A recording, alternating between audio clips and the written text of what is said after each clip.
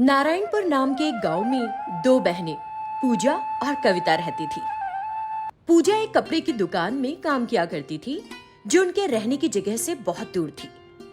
पूजा को उस दुकान में काम करके जो पैसा मिलता था उससे वो कविता की पढ़ाई का खर्चा उठा रही थी। एक बार पूजा की दुकान में किसी ने कुछ कपड़े चुरा लिए। दुकान के मालिक ने वो दोष पूजा पर मढ़ दिया, उसे बहुत डांटा और काम से हटा दिया। पूजा घर लौटकर रो रही थी। दीदी, मुझे पता है कि आपने ये गलत काम नहीं किया है। आप देखिए, एक दिन उन्हें अपनी गलती का एहसास होगा और आपको ढूंढते हुए यहाँ आएंगे। देखना दीदी, मत रोइए आप। उसने पूजा को दिलासा दिया। हाँ पूजा, मुझे क्यों अफसोस होना चाहिए?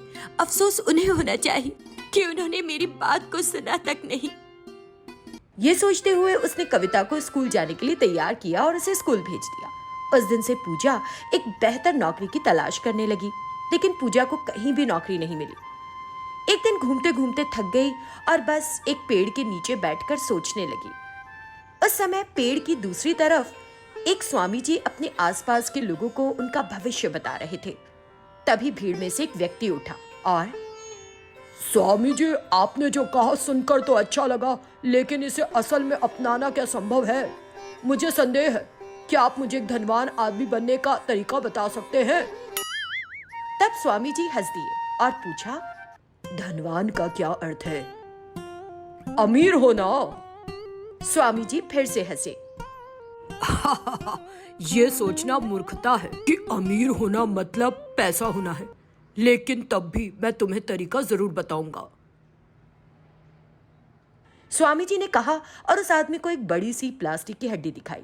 उस प्लास्टिक की हड्डी को देखो, तुम उससे भी धनवान बन सकते हो, उसका सही इस्तेमाल करके, लेकिन इसके लिए परिश्रम और दिल में संकल्प चाहिए। वो आदमी तंग आ गया और बोला, बहुत हो गया स्वामी जी, बहुत हो गया आपका भाषण, नहीं सुनना आपका प्रवचन। इस तरह उस व्यक्ति ने कई अपशब्द कहे और बुरा भला कहता हुआ वहाँ से चला गया। पूजा जो वहीं खड़ी थी, उसने स्वामी जी के शब्दों को बड़ी गंभीरता से लिया। क्या सच में इस हड्डी का इस्तेमाल करके हम धनवान बन सकते हैं? ऐसा कैसा हो सकता है? वो उस प्लास्टिक की हड्डी को उठाकर घर जाने लगी। रास्ते में गिरी नाम के व्यक्ति ने उसके हाथ में वो हड्डी देखी। पूजा, क्या तुम मुझे वो हड्डी दोगी जो तुम्हारे हाथ में है?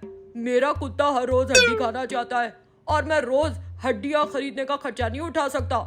गिरी ने जब इस तरह कहा तो पूजा को एक आइडिया सूझा। ओह गिरी, ये हड्डी तो मैंने अपने कुत्ते के लिए अभी अभी 500 रुपए में खरीदी है। गिरी ने जल्दी से उससे कहा। पूजा, मैं देता हूँ ना तुम्हें 500 रुपए, लेकिन मेरे कुत्ते के लिए हड्डी मुझे दे दो। वो तुरंत अपने घर के अंदर गया और पैसे लाकर पूजा को दिए। पूजा ने पैसे लेकर उसे वो हड्डी दे दी। उसने जब पैसों को देखा तो बड़ी खुश हुई। पूजा जब घर जा रही थी तो उसने एक छोटा सा फूलों का बगीचा देखा। पूजा ने वो सारे फूल 500 रुपए में खरीद लिए और तरह तरह के फूल खरीदकर मंदिर के पास आकर उन्हें बेचना शुरू कर दिया। वो 500 रुपए फूल बिकने के बाद 1000 बन गए। अब पूजा रोज मंदिर के सामने फूल बेचने लगी। कुछ समय बाद गर्मी का मौसम आ गया। गर्मी के कारण फूल मुरझा जा रहे थे, तो उसने सोचा कि कुछ और बेचकर पैसा कमाऊंगी। ऐसे ही एक दिन जब वो जा रही थी तो उसने एक ऑफिस के सामने लोगों को तपती धूप में इंतजार करते देखा। उसने उन लोगों के लिए छाछ बेचने का विचार किया। उसका छाछ बेचने का काम भी खूब चल निकला। उधर एक दिन स्कूल में कविता की अध्यापिका ने छात्रों से किसी महान व्यक्ति के बारे में लिखने को कहा। कविता ने अपनी बड़ी बहन पूजा के ऊपर एक निबंध लिखा कि वो कितनी उद्यमी है और किस समझदारी से अपना काम करती है। उसकी अध्यापिका ने जब निबंध पढ़ा तो उन्होंने कविता की बहुत तारीफ की और उस निबंध को एक पत्रकार को देकर अखबार में छपवा दिया। तब सभी को पूजा के बारे में पता चल गया। फिर एक दिन उसी कस्बे की एक पार्टी का नेता पूजा के बारे में सुनकर उनके घर आया। बेटी, हमने तुम्हारे जीवन के बारे में पढ़ा, बहुत प्रेरणादायक है। तुम्हारी कोई इच्छा हो तो बताओ, हम तुम्हारी मदद करेंगे। पूजा ने कुछ देर सोचा और, अंकल, मेरी एक कपड़े की दुकान शुरू करने की इच्छा है।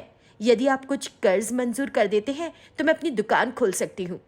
ठीक है, मैं आज ही इस मामले को देखता हूँ बेटा। और उन्होंने कुछ ही समय में पूजा की दुकान के लिए कर्ज मंजूर कर दिया। उन पैसों से पूजा ने अपने कपड़ों की एक दुकान खोली।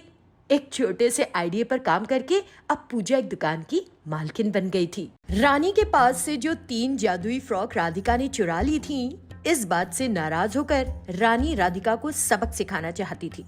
राधिका उन फ्रॉक्स का इस्तेमाल अपनी मनमर्जी से कर रही थी। रानी उसे ऐसे दिखा रही थी जैसे उसे कुछ पता ही न हो। दीदी, मेरी एक फ्रॉक दिखाई नहीं दे रही, क्या तुमने कहीं देखा उसे? रानी के पूछने पर राधिका नाटक करने लगी। ओ रानी, तुम्हारी फ्रॉक खो गई है क्या? हाँ, अगर मुझे कहीं दिखेगी तो मैं तुम्हें जरूर दे दूंगी, तुम चिंता मत करो, राधिका ने कहा और चली गई। राधिका वो फ्रॉक अपने साथ लेकर गई। थोड़ी दूर आगे चली तो वहाँ कोई मेला लगा हुआ दिखा। उसे देखकर, अरे वाह, इतना बड़ा मेला, मेरे पास खेलने के लिए कई तरह की चीजें होंगी यहाँ, उसने मन ही मन सोचा। उसने वो जादुई फ्रॉक पहन ली और अदृश्य हो गई। वो फ्रॉक पहनने की वजह से राधिका को कोई देख नहीं पा रहा था। वो आईने के सामने खड़ी थी तब भी।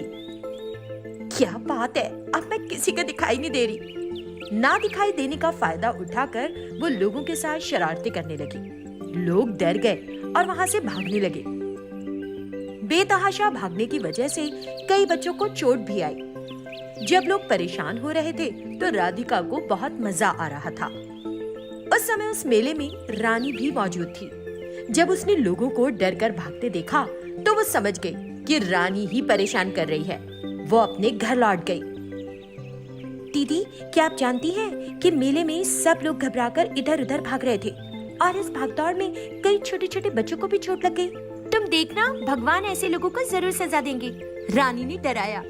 राधिका ने सुना तो वो घबरा गई और बोली, किसने किया? अब मुझे तो कुछ नहीं पता, अब क्यों भाग रहे थे सब लोग? वो अपनी गलती पर पर्दा डालने की कोशिश कर रही थी। रानी ने उसकी बात सुनी तो मन ही मन सोचने लगी, मुझे पता है कि इसके पीछे तुम्हारा ही हाथ है, एक ना एक दिन मैं तुम्हें पकड़ ही लूंगी, उसने मन ही मन सोचा। उधर राधिका आए दिन किसी न किसी को डराती थी। एक दिन एक कपल अपनी बाइक पर कहीं से लौट रहा था। राधिका ने उन्हें अपनी घर की खिड़की से देखा। ओह, बड़ा मजा आ रहा है बाइक पर, अब मुझे ने मजा चखाना है। ये सोचकर उसने जादुई फ्रॉक पहन ली, तुरंत आकाश में उड़ी और बाइक के सामने आ गई। यकायक सामने किसी को आया देख वो डर गए और बाइक से नीचे गिर गए। लेकिन जब उन्होंने उठकर देखा तो उनके सामने कोई नहीं दिखाई दिया। राधिका उन्हें दिखे बगैर ही अपनी शक्तियों का प्रयोग कर रही थी। उस कपल ने अपनी बाइक को फिर से स्टार्ट करने की कोशिश की, लेकिन वो शुरू ही नहीं हो रही थी। कुछ ना कर पाने की स्थिति में वो वहां से पैदल ही जाने लगे। इस तरह राधिका कभी कभी शहर के बाहरी इलाके में जाकर भी सबको डराती थी। लोगों को लग रहा था कि वहां कुछ प्रेत आत्माएं घूम रही हैं। उनकी बातें सुनकर राधिका मनी मन खूब हंसती थी। रानी उसे सबक सिखाना चाहती थी और सोच रही थी कि उसे कैसे रास्ते पर लाए। एक दिन जब रानी एक चट्टान पर उदास बैठी थी तो एक बुढ़िया उसके पास आई। उस समय रानी अपने साथ लाया हुआ खाना खा रही थी। बुढ़िया ने उसे खाना खाते देखा तो धीरे धीरे चलकर उसके पास आई। बेटी, मैं बहुत दूर से आ रही हूँ, मुझे भूख लग रही है, कुछ खाने को दे दोगी क्या? हाँ, तुम मदद करोगी तो भगवान तुम्हारा भला करेगा। रानी ने तुरंत अपना डिब्बा उस बुढ़िया के सामने कर दिया। अभी ये खा लो दादी, और मैं पास में ही रहती हूँ, मेरे घर चलो, रात वहीं रुकना, खा पी कर अगले दिन सुबह निकल जाना। हाँ, चलोगी मेरे साथ?